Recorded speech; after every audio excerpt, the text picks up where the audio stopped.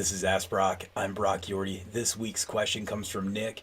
Brock, how do I convince my father and his company that the idea of it ain't broke, don't fix it mentality is not helping us progress? It's a great question. And isn't it funny that though we always say this, it ain't broke, don't fix it, all I see in this industry and many of us see in this industry is taking perfectly good things and getting a cutting torch and a welder to them and making them the way they should have been or making them modified. And I think part of that comes from we don't communicate well on what works and what doesn't work, which is a problem for adopting new technology.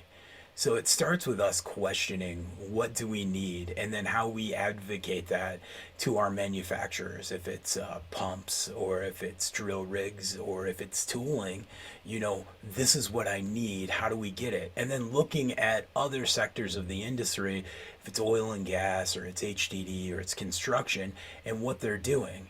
And then realizing that it's about adopting best practices and advancements.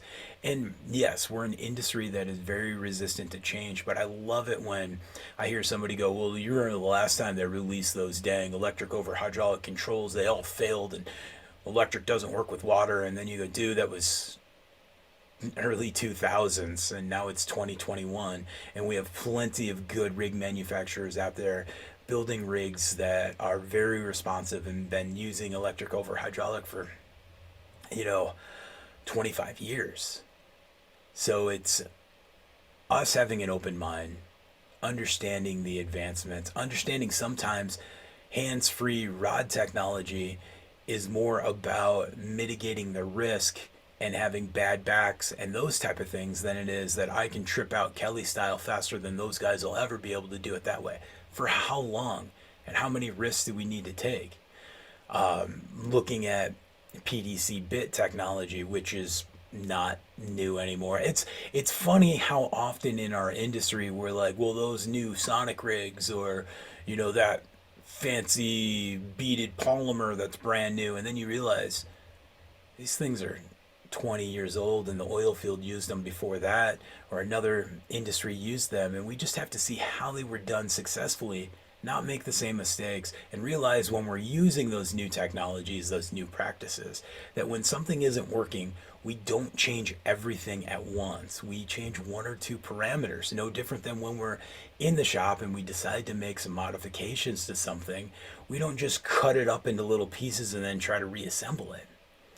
So yes, we have to question our practices. We have to question our methods. We have to understand that there's always going to be an advancement in a better way. It's just the way we're looking at it. My favorite saying to this is the light bulb wasn't invented by the continuous improvement of the candle. So Nick, keep pushing on dad. I had to push on my dad. He was stubborn in our industry. And then when you find a success, document why it was a success then, and then figure out how we apply it to the next job in the next week in the year, and then show the productivity and the safety that we've gotten out of it, and ultimately the profit that we get. Great question, Nick. Good luck. I've been there, my friend.